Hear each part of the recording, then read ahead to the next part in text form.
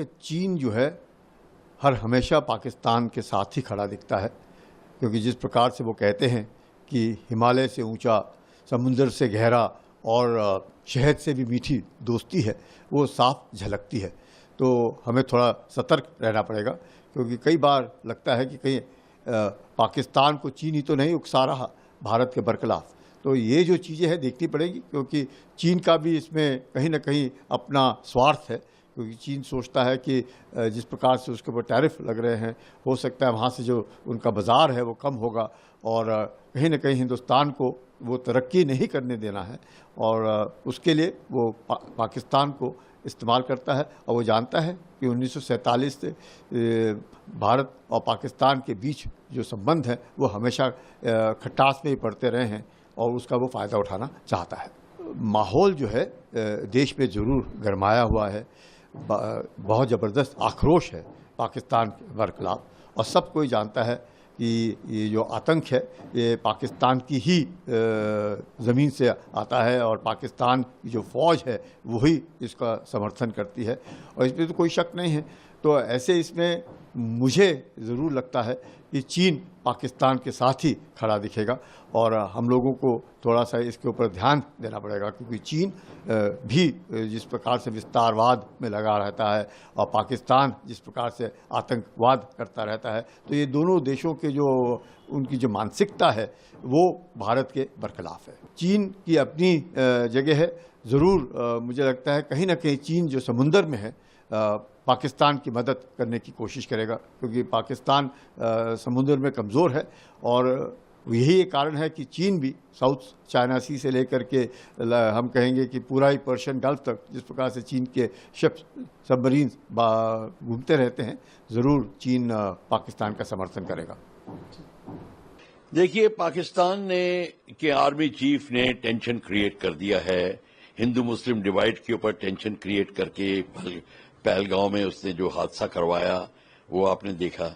उसके बाद जो उनके समर्थक हैं भारत में भी जो हैं, और वो भी ये भी कह रहे हैं नहीं आप पाकिस्तान से बातचीत कर लो, मतलब वो टेंशन क्रिएट हो रहा है, और वो उसको लग रहा है कि अब टेंशन पूरा नहीं हुआ है, अपनी पॉइंट को प्रूव करने के लिए अब वो ये भी कर रहा है, इधर भी अटैक करा रहा है, उधर भी अटैक करा रहा है। अभी अब जैसे आपने बोला फिर निरंतर चल रहा है गोलीबारी। तो ये पाकिस्तान जो है अपना पॉइंट प्रूव करना चाहता है कि हम ये पूरा का पूरा हम भारत से डरते नहीं हैं, हम हिंदू नहीं हैं, हम हिंदू मुस्लिम डिवाइड करेंगे, कश्मीर हमारा है, ये सब कुछ मिला के एक ये पॉलिटिकल स्टैंड उसने बनाया है, और उसके पास पावर है, वो करा सकता है, और आतंकवाद को कराना, और वो शुरू से करा रहा है। इसमें हमारे को एक्चुअली कोई असमंजस या मतलब वो सरप्राइज क्यों हो रहा है? ये कब नहीं हो रहा था, ये कब रुका है? ये आतंकवाद तो ये अटैक तो कभी नहीं रुका। सो हम सडनली क्यों पूछ रहे हैं कि ये क्यों हो रहा है? ये तो करते रहे हैं। हमको अब देख रहे हैं हम इसको कब रोकना शुरू करेंगे? ये क्वेश्चन हमको अपने से पूछना चाहिए कि हम इसको अब कब खत्म करेंगे। बिल्कुल जैसे कि आप मच्छर के ब्रीडिंग ग्राउंड को खत्म करते हैं, हमको ये देखना है। ये तो कर देंगे, वो फिर करे, कल भी फिर करेगा, किसी और जगह करेगा, तो उसको आप रोकिए। तो ये एक्चुअली चैलेंज हमको है, ये हमारे को चैलेंज जो ball is in our court, ये है। विमानों के आने से भारत की कितनी क्षमता बढ़ेगी, क्या खासियत है इन लड़ाकों? देखिए, भारत के नेवी को विमानों की जरूरत है। अब आप कहेंगे नेवी को विमान की क्यों जरूरत होती है? मैं बैकग्राउंड बता दूं।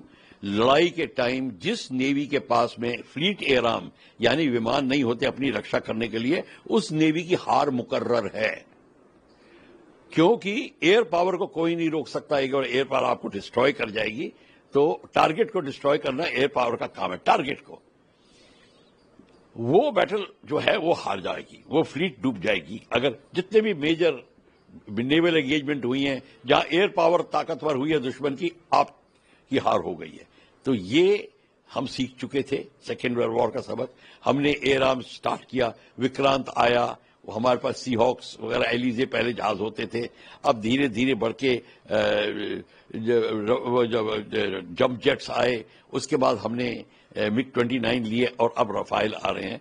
हमारे को मिग 29 पूरे नहीं पड़ रहे थे, हमारे को और शक्ति चाहिए थी और इसलिए ये 26 रफाइल लिए गए हैं, जिसमें से 22 सिंगल सीट फाइटर है और जो 4 हैं ट्रेनर 2 सीट के होते हैं। ये एयरक्राफ्ट कैरियर से ऑपरेट ये फाइटर्स करेंगे, सिंगल सीट 22 जहाज, ये इनकी में प्रावधान है एयरक्राफ्ट कैरियर में लैंडिंग और टेक ऑफ का।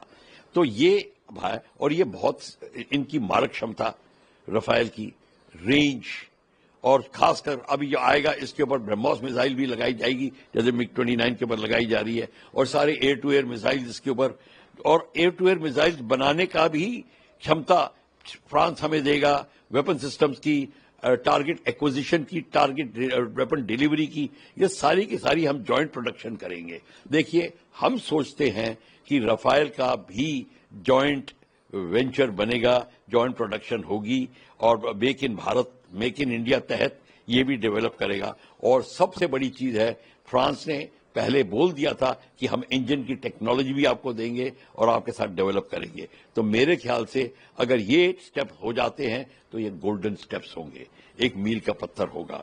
और इसके वेपन्स, और एक और बात मैं आपको बता दूं, एयरफोर्स में भी रफाइल है, नेवी में भी रफाइल है। अब इंटरऑपरेबिलिटी का जो मुद्दा होता है, जहां पे यहां कम पड़े, खैर नेवी का जो जहाज है वो बड़े आराम से ग्राउंड पे भी ऑपरेट कर सकेगा।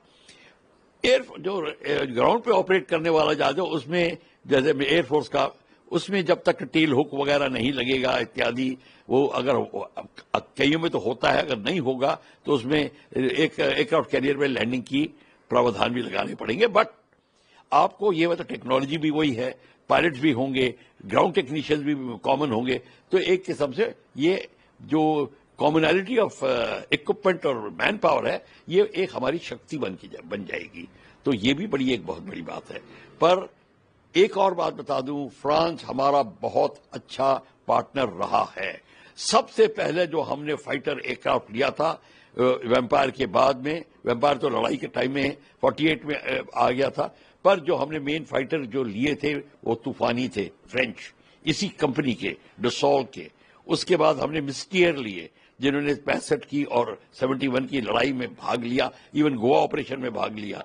और उसके बाद आए मिराज 2000, जो आप जानते ही हैं, बालाकोट को देखते हैं, कारगिल, और उसके बाद अब आए रफाइल, एक ही कंपनी के हैं।